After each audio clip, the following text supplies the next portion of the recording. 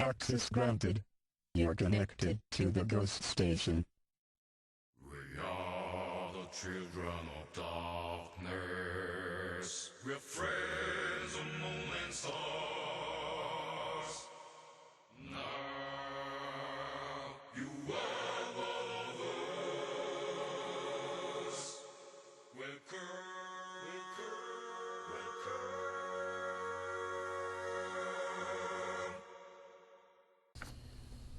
오늘 유해 차단 사이트 유해 사이트 차단 프로그램 받았어. 에이씨, 말도 안 나네. 그 프로그램 이름이 뭐야 포다? 물론 내가 아빠 못 보게 하려고 자꾸 야한 사이트 흔적 남기고 하드 정리하다 보면 야한 사이트 보는 거 나보다 한 수 아래라는 그런 티를 막 낼 정도로 흔적을 남기고 그래서 깔았지. 깔더라도 아빠는 할 말이 없겠지. 냐. 난 팝폴더라는 곳에서 마음껏 다운받으면서 보지. 근데 저번에 어떤 고스민이 쓴 사연이 생각나더라고. 고스가 유해 사이트라고. 진짜인지 시험해 볼 겸 방송도 들을 겸 해서 들어갔는데 정보통신부가 지정한 유해 사이트입니다라는 문구가 크게 나오면서 밑에 조그마한 얘야 유해 사이트는 정신건강에 해롭다 한다라는 문구가 나오는 거야. 대략 정신이 혼미해지더군. 그래서 고스 들어올 땐 옵션에 들어가서 일일이 차단 해제해 준 다음에 고스로 들어오지. 왜 고스가 유해 사이트로 기록되었는가? 고스에서 들려준 얘기는 진짜 돈 주고도 못 듣는 이 사회의 건강한 걸음 역할을 하는 이야기를 하는데도 말이야. 아 진짜 정부에서 일하는 놈들 이해가 안 간다니까 라기보다 내가 그놈들 입장에서 방송을 들으면 대략 그럴 것 같아. 근데 다시 생각해보면 뭐 섹스 편집해 잘러 상영금지 이러면서 옹냐옹냐거리는 그들이 우리들의 시야를 가리고 앞을 내다보기 위한 이 구심점을 가끔 혼동하게 해. 마왕 말대로 음지의 그런 유해물이 아닌 음란물이나 그런 것들은 오히려 개방해야 된다고 봐. 그런데 폭력물은 유해물이라고 납득이 가면서도 심의하는 놈들이 드라마에서 칼 들고 나오는 거 모자이크 처리하는 거 보고 있자면선 오히려 짜증이 나더라. 아이씨 또 주정하고 있네. 내일은 10월 1일 모의고사 보는 날 베개 준비하고 CDP 배터리 충전하고 보조 배터리 준비 완료하고 그나저나 모의고사 문제는 막 7초 안에 마킹하는 내 스킬이 잘 먹힐까 졸려자면 반알코올주의가 보냈습니다. 그렇군요. 우리가 유해 사이트군요. 몰랐던 사실인데 몰랐던 사실이라고 해서 별로 놀랄만한 사실은 아닌 것 같고 그저 그러려니 하는 것이죠.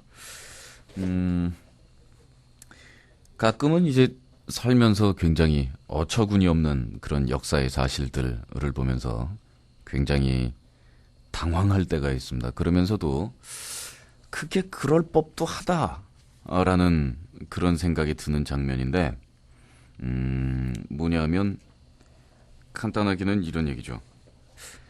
성경이 이 외계인들이 우리 지구에 왔었던 그런 기록이다라는 주장을 하는 사람들이 이 고대 문서에 쓰여 있는 시적인 표현들을 어떻게 해석할 것인가에 대한 이야기를 이렇게 합니다. 만일 고대인들에게 이 핵폭탄이라는 게 있어서 미사일이 어떤 식으로 점화가 되고 그 유도장치에 의해서 ICBM이 대륙간을 날아가서 이런 식으로 폭발해서 라고 길게 설명해주면 쭈? 하고 사람들이 다 보고 있을 거라는 얘기죠. 그래서 그 사람들에게 표현하기 위한 얘기로 영원히 꺼지지 않는 신의 불화살을 하늘에서 진노의 불길을 내려 이렇게 얘기하면 오 속가 이렇게 된다는 얘기죠. 그러니까 사람이 자기가 보지 않은 것 또 자기가 겪지 못한 미래 또 뭐 다음 세대의 어떤 생각이라든가 문화 이런 것들을 그 전 시대의 눈을 가지고 바라보기는 참 힘듭니다.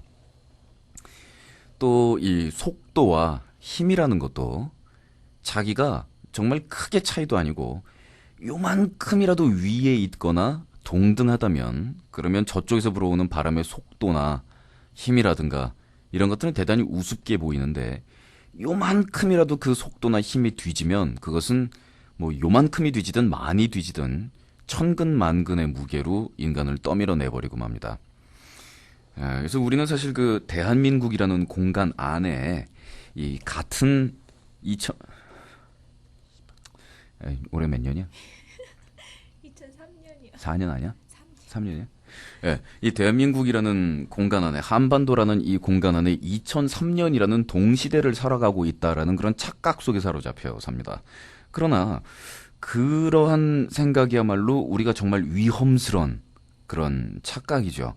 2003년이라는 같은 이 시간의 물리적인 그런 지역을 통과하고 있는 것 같음에도 불구하고 이 한반도에는 아직까지도 중세를 살고 있는 사람, 고대를 살고 있는 사람, 또 1970년대를 살고 있는 사람이 아직 존재하는가 하면 아직 다가오지 않은 22세기적인 사고방식을 가지고 살아가는 사람들도 분명히 몇몇 존재할 겁니다. 중세에 대해서 굉장히 그 매력을 느끼는 사람들, 중세의 그 기사와 귀부인과 뭐 그리고 옛날에 그 양반과 뭐 어쩌고 저쩌고 그런 사실 그 중세인의 사고방식에 대해서 분석한 글들을 보면 대단히 재미있죠. 전반적으로 알고 있는 이 지리에 대한 지식, 천문학에 대한 지식, 그러니까 심지어는 굉장히 공부를 한 사람이든 안 한 사람이든 일반적인 그냥 평범한 사람이라면은 24시간 중에서 거의 대부분을 먹는 것에 대한 생각과 동물적인 것에 대한 생각으로 보내는 시간이 거의 대부분이고 철학적인 사유라든가 이런 것을 할 시간은 거의 없으며 또 인간이면서도 자기 자신에 대한 존재 가치를 또 프라이드를 이렇게 가지기는 대단히 어려운 그러한 상황에서 살아가며 이 사고방식을 이렇게 띡 들어두면 여기 무슨 낭만이나 개뿔이나 뭐가 있는가라는 그런 얘기죠. 지금 우리는 이 대한민국의 공간 안에서 이 1970년대를 살아가고 있는 사람들을 가끔 만납니다. 물론 그들이 외국의 전장에서 흘렸던 땀이나 피와 또 조국에 대한 충성이나 이런 것들을 부인하는 것은 아니겠지만 자신들이 벌였던 전쟁이 국제적인 정세에서 또 우리나라의 근대사에서 어떠한 의미를 가지고 자신들이 간 것인지 그 뒤에는 이 100번, 200번, 수천만 번 이야기를 해도 이 사람들 귀에는 씨알도 먹히지 않습니다. 그 모든 이야기들이 자신들이 공산주의자와 맞서 조국을 위해서 싸운 모든 것을 부인하려는 자신들이 가지고 있는 이 자긍심을 박탈하려는 그 모든 것으로 보일 뿐이지 그 어떠한 새로운 정보도 새로운 사고방식도 가려져 있던 진실도 받아들이려고 하지 않는 꼴통이 되어버리고 맙니다. 아마도 이라크 전쟁에 우리가 군대를 보내고 난다면 그 전장에 나갔던 얼마나 많은 청년들이 꼴통이 되어서 돌아와서 수십 년 뒤까지 길거리에 나와서 데모를 하면서 후손들을 괴롭힐 것인가는 알 수 없겠을 때 뭐 예전만큼 그렇게 많은 숫자가 완전히 꼴통이 되어버릴 거라는 생각이 들지는 않습니다. 그리고 나서는 이제 인간이 근본적으로 그 어떠한 명분을 가진 싸움에서도 그 어떠한 명분을 가진 전쟁에서도 최소한의 양심을 가지고 이야기를 해야 되는 인간으로서의 정말 근본적인 이야기, 사람이 사람을 죽이는 행위, 대량의 학살을 해야 하는 그런 행위, 자신과 상관이 없는 은원이 없는 상대방에 대해서 총을 겨눠야 하는 행위, 그런 것에 대한 이야기보다는 그저 우리는 공산주의를 막기 위해 싸웠다 라는 이야기 말고는 우리가 들을 이야기는 거의 남지 않아서 그분들을 증오하기보다는 무척 연민의 정을 그렇게 들게 합니다. 또 이 매스컴에 비춰지는 정치인지 나발인지 뭔지 하는 사람들이 하는 이야기는 가끔씩 우리 뒷골들을 띵 하고 때립니다. 뭐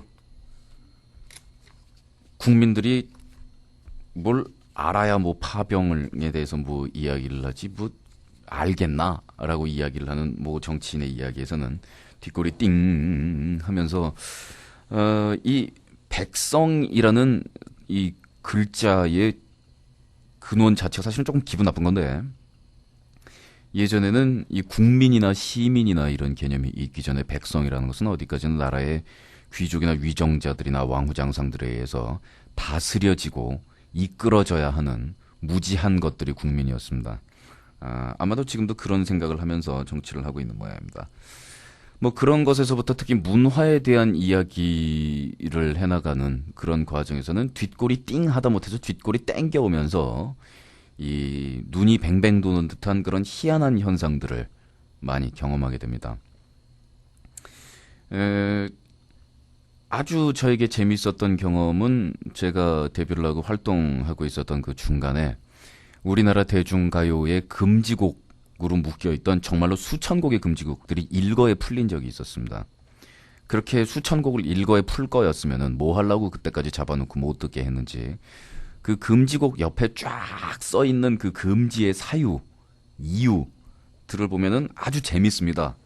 기가 막히고 코가 막히고 웃기고 가소롭고 하는 것이 첫 번째 감정이지만 두 번째는 이 모든 이유들이 이 국민들을 마음대로 휘두르고 다루고 통치하는 데 방해가 되거나 국민들에게 정보를 알리려고 하거나 또 대중들이 단결하려고 하거나 그 모든 목적을 방해하기 위한 그것에 대해서 핑계를 붙인 것에 불과하다는 생각을 하면 그것은 이제는 비웃음보다는 공포와 두려움이 들기 시작합니다. 또 그 공포와 두려움은 이렇게 문화를 마음대로 칼질함으로 해서 이 국가에 남는 상처와 상흔과 또 문화가 그렇게 압박을 받음으로 해서 생기는 이 국가 역량의 축소라는 부분, 이 문화라는 것이 굴뚝에서 연기가 나고 제품을 생산하고 이런 상품을 만들어내고 이런 것이 아닌 것 같다고 해서 그것이 국가적 역량에서 그냥 마음대로 통치하기 불편하면 찍어 눌러도 되는 것으로 그렇게 생각을 하는 그 사고방식, 그런 것들이 자기 나름대로 이 국가를 위해서라는 이 변명이라도 어느 정도 붙일 수 있을 때까지는 그럭저럭 분개할 정도일 뿐인데 사실은 그 다음부터는 노골적으로는 우리끼리 좀 오래 해먹자라는 이유로 그 짓거리를 하고 있다라는 거를 보면은 그냥 그 다음에는 돌아버리는 거죠. 어떻게 보면은 우리가 이 세상에서 배웠던 많은 지식들 중에서 도대체 어디까지가 정말이고 어디까지가 거짓말이냐, 어디까지 가혹하게 심판하고 어디까지 냉정하게 받아들여야 하는가. 이 충과 효를 그렇게 지지리도 강조한 이유가 과연 그것이 인간답게 살려면 충과 효가 필요했기 때문인가? 아니면 충과 효를 지지리 강조하는 것이 자신들에게 이익이 되고 이 무지랭이들을 자기들이 마음대로 다루기가 편했기 때문인가? 뭐 이런 것들. 거기다가 살면서 또 뒷골이 띵 할 때는 자신들이 피해자임에도 불구하고 적극적으로 가해자의 편에 서서 그들을 옹호하는, 그래서 어디까지가 정이고 어디까지가 진실인지를 완전히 까먹어버린 사람들. 우리의 전쟁이 아닌 전쟁 나갔던 우리의 군인들이 그렇습니다. 고엽제로 피해를 보고 팔다리가 잘려나가고 인간으로 볼 수 없는 목불인견의 참상을 보고, 그리고 우리하고 상관없는 전쟁에 나가서 외국의 국민들을 대량으로 학살을 하고, 그들은 사실상 피해자거든요. 그러면서 그들은 자신이 그런 상황에 몰렸던 것에 대해서 분개하고 진실에 대해서 알려고 노력하기보다는 자신들을 내보냈던 사람들의 논리를 거들고 그와 같은 사람들이 이 나라에서 계속 남아있도록 하는데 힘을 더 보탭니다. 골 때리는 장면이죠. TV에서 폭력물이 나온다고 해서 칼 부분에서 모자이크를 갖다 댄다. 폭력 장면에서 칼을 손에 들고 있는 것만으로도 지워야 된다라고 생각해서 그 위에 모자이크를 들이대는 그런 분들은 이제 세상이 많이 바뀌게 되면은 정식으로 법령을 개정해서 잡아들여서 처형해야 되는데, 죄목이 이런 죄목이 될 겁니다. 그러니까 뭐 문화를 탄압했다라든가 뭐 어쩌고 저쩌고라는 죄보다는 국민들의 힘을 빠지게 했다라는 죄명이 붙게 될 겁니다. 그 어느 정도 황당해야 화가 납니다. 그런데 너무나 지나치게 황당한 장면을 보면 힘이 빠집니다. 화를 내거나 싸울 만한 가치도 못 느끼겠고, 어떻게 보면 굉장히 고등술법이 아닐까 하는 그런 생각을 할 때가 있습니다.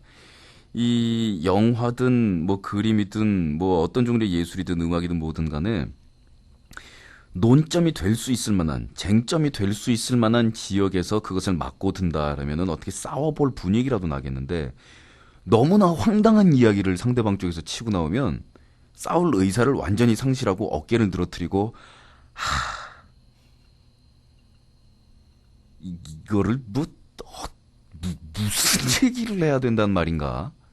라는 그런 생각을 하게 됩니다.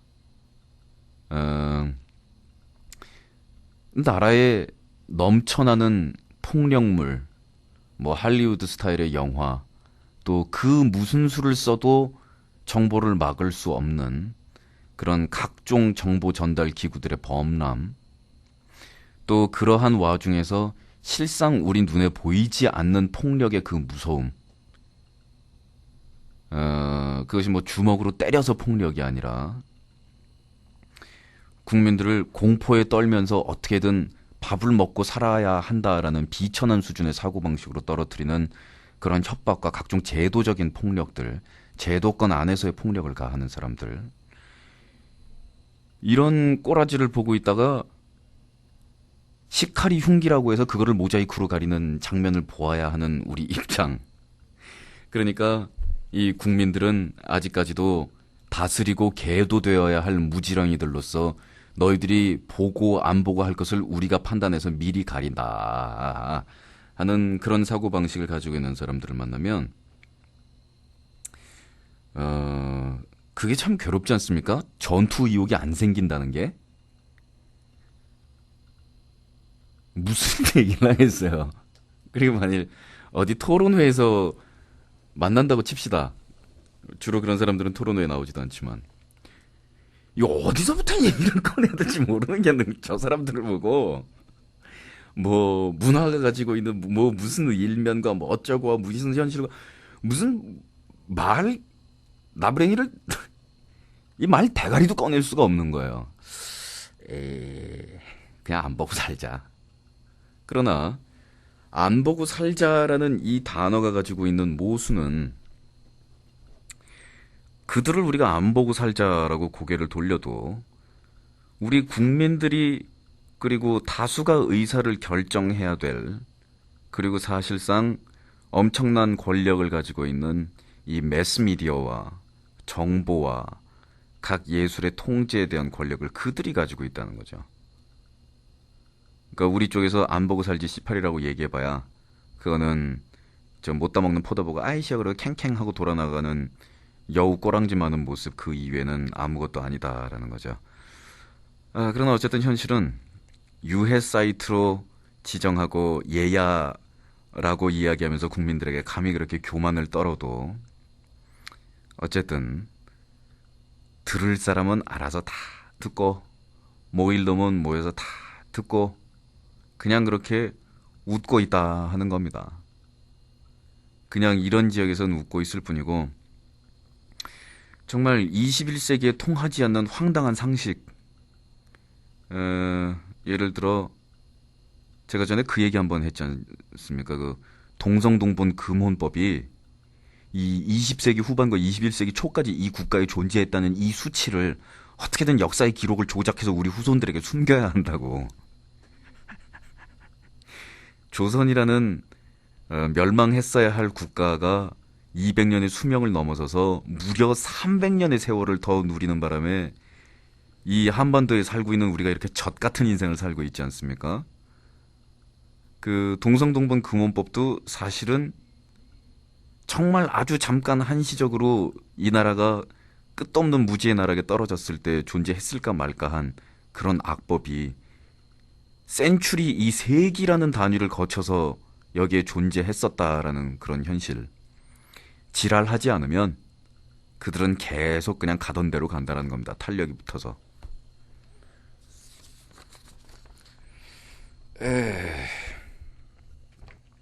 그런데 저는 왜 이렇게 실실 쪼개면서 이야기를 할까요? 느긋하기 때문이죠.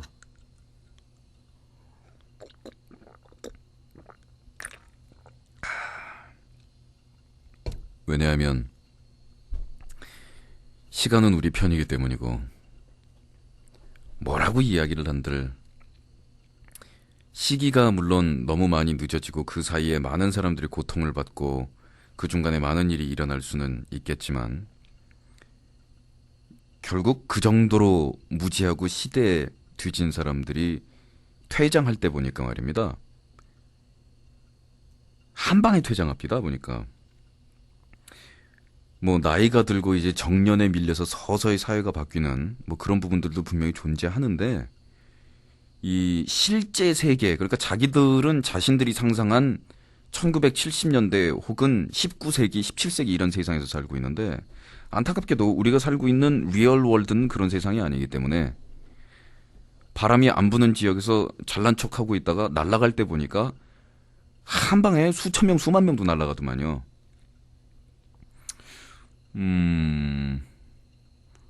그 바람이 어떠한 원인으로 일어나는 바람인지, 또 그게 인위적으로 일어나는 바람인지, 그냥 흐름 속에서 어떻게 한두 번 스치고가는 바람인지는 모르겠는데, 그런 바람이 일 때마다 경쟁력 없는 사람들은 순식간에 나가 떨어지고 말더라고요.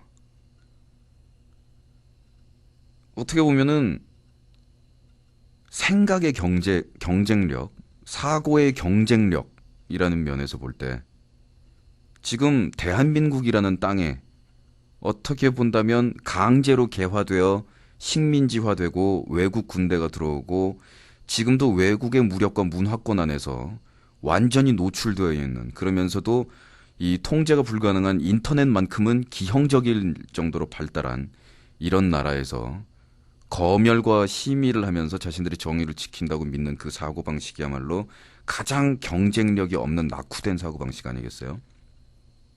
물러날 때는 말없이 한 방에 떼서리로 사라질 겁니다. 언제 그날이 오는지 봅시다. 그리고 다시 한번 이야기합시다. 그날이 올 때까지 우리 고스트 스테이션은 이 사회의 어두운 그늘에서 바퀴벌레처럼 암약하며 끝까지 살아남아 그들의 서슬퍼런 그 검열의 칼이라고 얘기하고 싶지만 서슬퍼렇지도 않아. 내가 볼 땐 이젠 되게 뭉툭해. 근데 뭉툭해서 몽둥이가 되다시피 한 그 녹슨 칼날을 아무데나 대고 휘두르니까 그 다치면 더 다쳐요. 파상풍 걸리고 날카로운 칼로 베이는 게 낫지. 하여간 그 휘두르던 칼들은 사라지고 그들은 사라져가도 우리 유령 방송국과 우리와 같은 생각을 하고 있는 이 나라의 수만 수억의 바퀴벌레들과 이 어둠의 세력들은 끝까지 암약하여 그들이 사라져간 후 아무도 없는 황량한 들판에서 즐거운 지저김을 지글지글 버글버글 읊을 것입니다. 노래 들읍시다.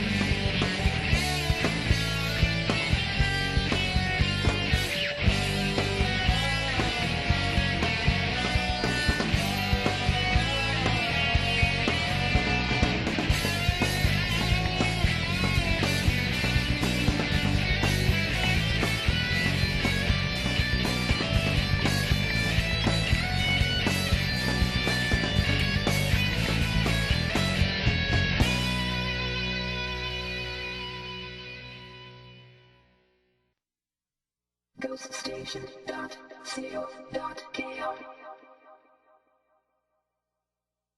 ghoststation.co.kr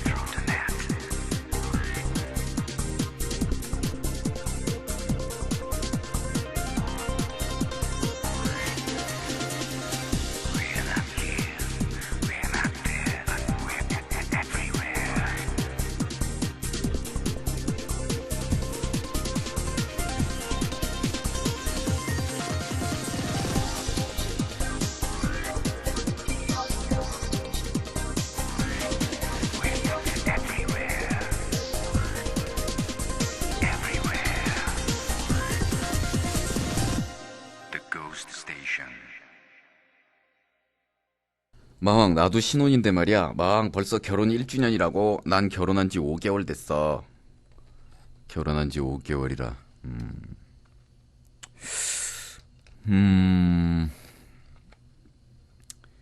가끔 말입니다.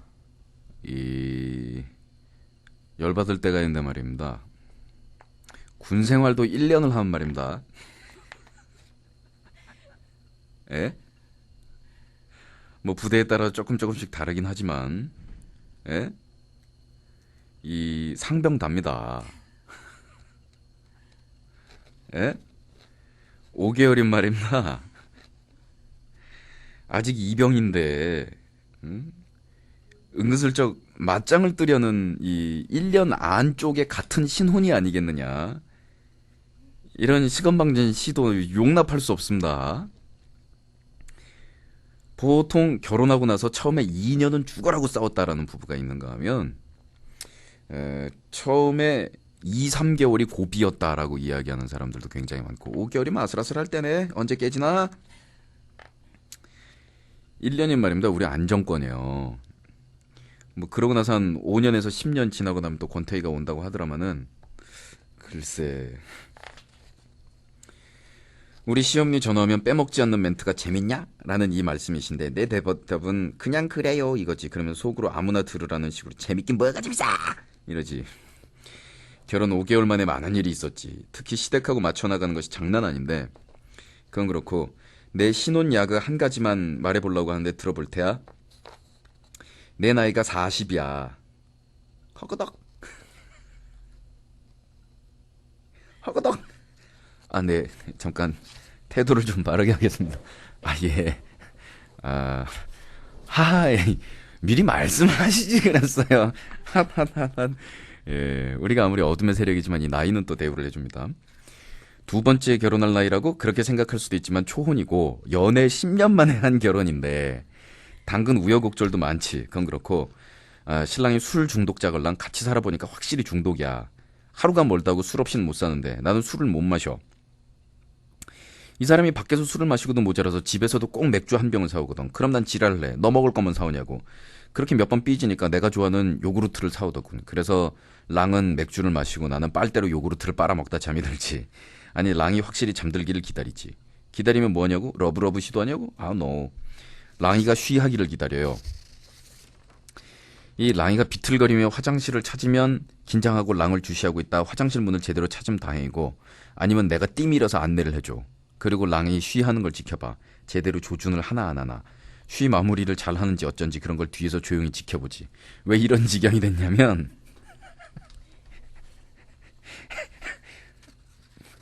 어쩌다 그런 지경이 되셨어요 진짜. 처음에는 몰랐는데 우연히 발견한 건데 랑이가 쉬 조준을 잘 못해서 발등에다가도 질질 싸고 마무리할 때도 손에 쉬를 묻혀서 그걸 수건에 닦고 비틀거리며 나와 자는 거야. 수건에 쉬 묻고 발에 묻은 쉬는 발 닦기에 반 닦이고 침대에서 마무리 닦이는 거야. 그걸 처음 보고 얼마나 놀랬는지 몰라. 그 쉬 묻은 수건에 내가 닦았다고 생각하니까 집에서 살 때는 아빠하고 오빠가 쉬하는 걸 제대로 본 적이 없어서 더 놀랐지. 아무튼 랑이 쉬를 제대로 하도록 잔소리를 한 후 비틀거리며 나오면 난 랑이 흘린 쉬를 샤워기로 닦아내고 나오지. 그 기분 더러워요. 그래서 언니랑 형부한테 일렀거든. 그랬더니 언니 왈 넌 20대에 겪을 걸 이제 겪냐 이러고 마는 거야. 진정 아무 일 아닌겨? 막 남자들 쉬할 때 원래 다 이래? 아무튼 마왕 재밌냐? 우리 시엄님 말싸움으로 마무리. 재밌죠. 근데 그 재미라는 기준, 그 재미라는 단어가 가지는 어감, 그리고 그 재미라는 단어 안에 담겨 있는 느낌이 뭔가가 약간 다른 것이 아닌가 하는 그런 생각을 해봅니다. 그러니까 총각 때는 이 결혼을 해야만 알 수 있는 정서, 유부남만이 가질 수 있는 느낌, 유부녀만이 느낄 수 있는 자기 가정을 가지고 있는 사람들의 뭐 어떤 그러한 세계를 이야기할 때 되게 비웃었죠. 그래, 그런 세계가 행여 있다고 내가 인정은 해주마. 그러나 알고 싶지 않고 그 세계 갖고 싶지 않다. 누추하다 이것들아. 라고 생각을 했죠. 그런데 뭐 어쨌든 인생살이 전체가 하나의 거대한 학습장 이라는 생각을 하고 있는 저로서는 이 결혼에서도 깨닫고 배워나가는 것이 대단히 많을 것이 아닌가 하는 그런 기대들을 하였었어요. 근데 그 기대들이라는 것이 이제 뭐 어떤 삶의 심오한 깨달음보다는 자잘한 그런 잔잔한 깨달음이 참 많이 생겨서 나를 좀 인간답게 만들어주지 않을까 하는 그런 기대를 좀 하였던 것이 사실인데, 그 재미라는 게 그런 것 같습니다. 그 재미라는 게 연애할 때나 뭐 아니면 데이트할 때 뭐 이럴 때처럼 아이고 재밌어라, 뭐 아이고 달콤해라, 뭐 아이고 데이트란 게 이런 것이냐, 아이고 뭐 빠구리란 아이 뭐 이런 것이냐, 뭐 이런 게 아니라 이 재미라는 게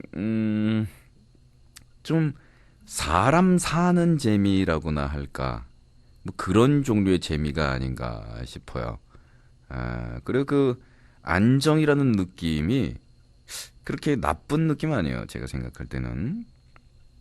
또 그 안정을 가짐으로 해서 비겁해지는 것이 아닐까, 겁이 많아지는 것이 아닐까, 가정이 있고 마누라가 있고 또 더더군다나 새끼까지 생긴다면 하고 싶은 일 못하게 되고 자기 생활 없어지고 심약해지고 뭐 그런 식으로 가는 게 아닐까라고 생각했었는데, 그 사람 타입마다 완전히 달라요. 내가 하고 싶은 거 하다가 내가 깨지면 내 마누라도 굶는 거고, 내 새끼도 굶는 거야. 뭐 어쩌라고. 라는 사고방식으로 가게 되던데요. 모르고 결혼했냐고. 애는 그렇게 얘기하겠지. 자기는 선택권이 없었다고. 그럼 난 애한테 그렇게 얘기한 거지. 모르라고. 뭐 어떡하란 말이냐고 그러면. 응? 그러면 아버지가 그러면 너 조금 더 예쁜 옷 사주고, 너 무슨 장난감 좀 비싼 거 사주고, 너 친구들한테서 좀 돈 좀 뿌리고 가오 좀 잡으라고, 그러면 젖 같은 일을 하란 말이야 아버지 보고 지금? 이런 식으로 가겠지. 그러면 야 그럼 협정을 맺자. 아들이면 야 남자 대 남자로 우리 얘기 좀 해보자. 딸내미면 야 우리 부녀가 이 진솔하게 이 통밥을 좀 굴려보자. 그래 그러면 불만이 있는 모양인데 18살 이후에 니네 독립해서 그럼 니네가 알아서 살고, 그 이후에 열받으면 엄마 아버지 부양하지 마. 알았어? 니네가 잘 나가면 그냥 니네가 잘 나가는 걸로 해. 아버지 해준 거 없다고 니네 생각하는 건데 오케이? 퉁. 이라는 사태가 되겠지. 그리고 뭐 경제적으로든 뭐든 어떻게 살건 간에 쥐 애비가 애비 같다라는 생각이 쥐가 들면 나한테 잘할 것이고, 아니면 말겠지 뭐 어떡하라고. 그거 팔자요.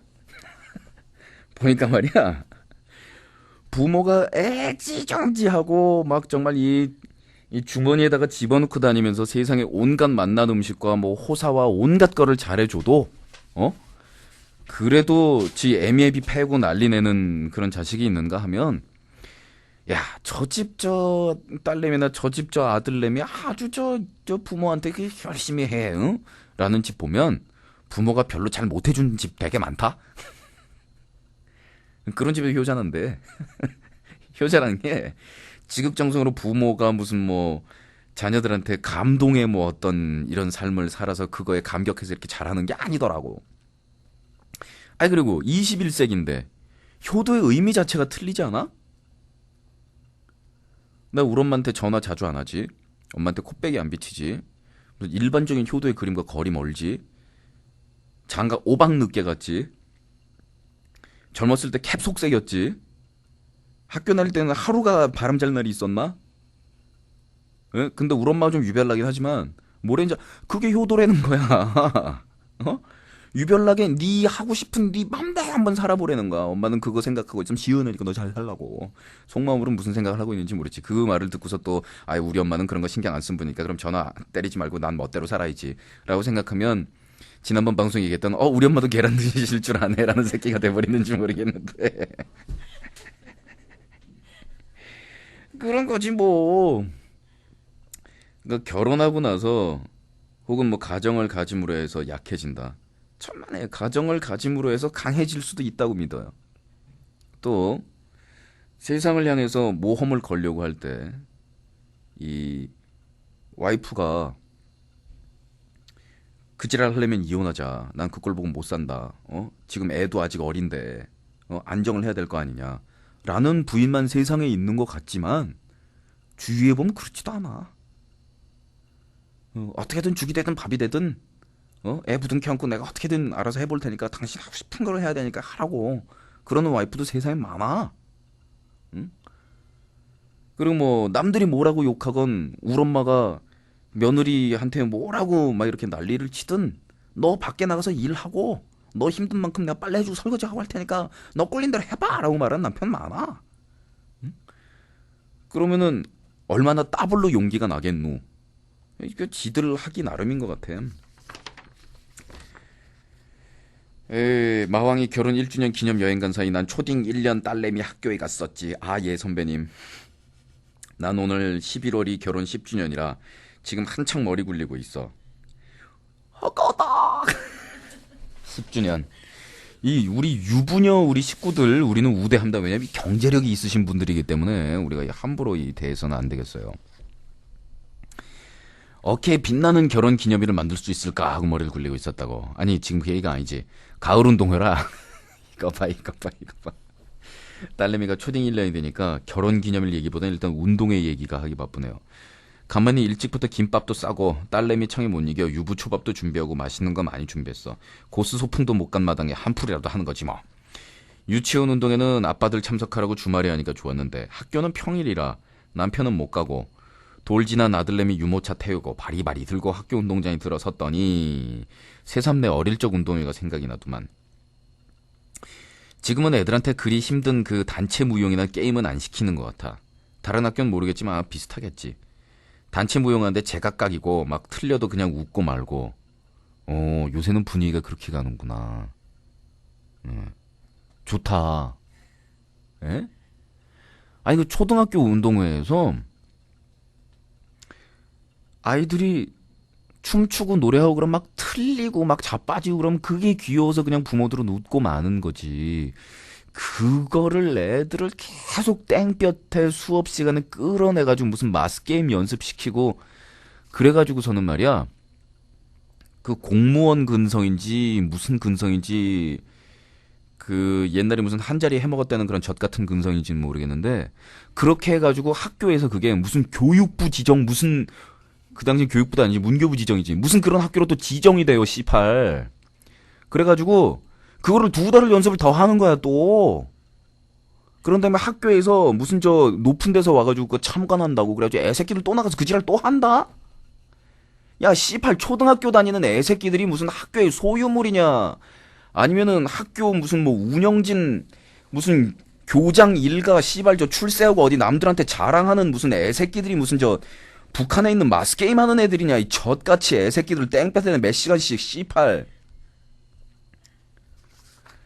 그리고 무슨 뭐 늙은 놈 저 씨발 뭐 주절주절 나와가지고서는 훈시한다고서 애새끼들 땡볕에다가 1시간 2시간을 세워놔가지고 애들이 일사병 걸려가지고 조회수다가 앞으로 쓰러져가지고 피 쏟고 너미 좆같은 씨발. 어느 학교냐고? 있어 그런 학교가.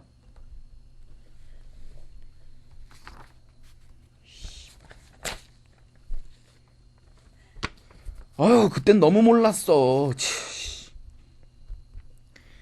아까 그 월남전 간 아저씨들 얘기했잖아, 내가. 그렇게 해서 아이들다운 그 소중한 어린 시절들 박탈당하면서 땡볕에서 그지를 하고 그 당시만 해도 일본식으로 나가서 국민교육 헌장 그거 외워가지고 읊어야 되던 시절이니까. 어? 그러면서 어린 시절에 소중한 시간 날리고 이상한 세뇌교육 받은 그 박탈당하고 당한 건 우린데. 그러고 난 다음에 뭘 했는지 알아? 졸업하고 나면 선생들이 몇 마디 했던 그게 마음속에 남아서 우리가 되게 이 주위에서 와와하는 명문교였다라는 그런 얘기들을 하면서 낄낄대는 거야. 미친 거 아니야? 그리고 그 당시에도 무슨 어디서 나온 무슨 높은 분들이 우리 학교가 정말 죽였다 무슨 뭐해서 1등이었다라고 얘기하면 뿌듯하게 생각하는 거야. 일사병에서 픽픽 쓰러지던 애들이 순진해가지고. 촘스키가 뭐라 그랬는지 여러분들도 아시죠? 지식인들이 이 역사적으로 지금까지 해왔던 거는 이 우매한 민중들을 속여먹고 이 권력 집단이 다룰 수 있게 하기 위해서 그 사람들 협박하고 속이고 하는 그런 짓에 천병이나 해온 것들이 지식인이라는 거야. 어릴 때부터 우리한테 제일 먼저 사기를 쳐먹던 지식인인지 나발인지 누구야? 선생들이라고. 아휴. 단체 무용하는데 제가 이거 틀려도 그냥 웃고 말고 이런 문장을 보니까 너무 마음이 뿌듯하고 너무 기쁘다. 이게 맞는 거지. 응? 그러면서 다른 학교에서 똥통이라고 그러면은 마스게임 동작 틀려서 애들이 그거 제대로 못 맞춰서 니네 학교 애들은 어리버리하다 그러면 웃고 마는 거지. 애들이 뭐? 근데 난 5학년 때 여학생 단체 소고무용 연습하면서 조금 틀렸다고 학교 건물 뒤 화장실 건물에서 단체로 엎드려서 처음 보는 선생한테 발바닥 맞고 단체의 기합도 엄청나게 당했거든. 봐, 여기 나오잖아 이 얘기. 지금 생각해도 어이가 없어. 이 찡찡맘의 글인데 결혼 10주년이면 뭐 나이 어차피 나랑 비슷할 텐데 우리 세대는 이렇게 소중한 어린 시절에 유년 시절에 소중한 시간을 박탈당하고 이 젖 같은 대우를 받았다니까 선생들한테. 우리를 북한의 마스게임하는 팀 정도의 수준으로 만들려는 거였는지 아니면 누구에게 점수라도 받아야 하는 상황이었는지 그저 학부모에게 보이기 위해서라기엔 너무도 무서운 분위기에서 연습했고 운동회 당일에도 틀리면 혼날까봐 정말 정신 바짝 차리고 했더랬어. 남자애들은 차전놀이하고 그게 더 재밌어 보이기도 했지만 덜 혼나는 것 같아서 난 그쪽으로 갈 수 없을까 하기도 했었지. 운동장에 서서 내 딸 어디 있나 둘러보는 아무튼 정말 짧은 순간에 그 옛날의 내 모습과 지금 내 딸 아이의 얼굴이 오버랩되면서 그때도 김밥을 싸가지고 왔던 내 엄마하고 지금의 나 또한 오버랩되는 순간이었어. 묘한 기분 속에서도 그때나 지금이나 여전한 건 한쪽에 자리 잡고 애들을 유혹하는 솜사탕 아저씨, 통에 든 아이스크림 파는 아줌마, 번데기랑 뽑기 파는 할머니, 커다란 풍선 파는 할아버지, 온갖 종류의 장난감 파는 아저씨. 근데 장난감도 나 어릴 적이랑 똑같더군. 훅 불면 또르르 말렸다 펴지는 뱀 혓바닥 같은 것도 있고. 지금이야 흔하게 먹는 게 김밥이지만 그땐 정말 1년에 두세 번 소풍이나 가고 운동회나 해야 먹을 수 있었던 김밥 먹는 날이라 기다려지기도 하고 이래저래 기다리기 설레이던 가을 운동회였는데 요즘 아이들은 그렇게 설레이지 않겠지. 요즘 아이들이 설레이는 종류와 정도가 우리 때하고 같을 순 없겠죠. 다른 모습이겠지만 엄마가 나를 보러 왔다. 엄마 보는 앞에서 기왕이면 쪽팔리고 싶지 않아. 에잇! 하고 고사리 같은 손을 쥐고 뛰는 아이들의 마음가짐은 뭐 어차피 비슷한 것이 아닐까 하는 그런 생각을 해보면서 갑자기 마스게임하고 운동회 얘기 나와가지고 갑자기 뚜껑 팍 열렸잖아요. 고소를 해? 고소가 가능하다 그래도 공소시효가 지났나? 응? 물어보고 싶어 만나서. 그때 운동장에서 메가폰이랑 스피커 쥐고 우리 지휘하면서 우리 발바닥 때리고 남자애들 앞에 불러내서 땡볕에서 원산 폭격시키면서 동작 맞추는 거 들라고 했던 그 선생. 도대체 누구를 위해서였냐고. 어린 시절에 우리가 그렇게 단합된 모습으로 일치된 동작을 하면서 집단 안에서의 규율과 그런 것을 가르쳐서 훌륭한 아이들을 만들기 위해서였냐고. 아니면 네가 선생 나부랭이라고 교감하고 교장한테 잘 보이거나 누구 딴 놈한테 아부하고 출세하기 위해서였냐고. 나 정말 물어보고 싶어. 눈 똑바로 뜨고 씨발. 방송 끝!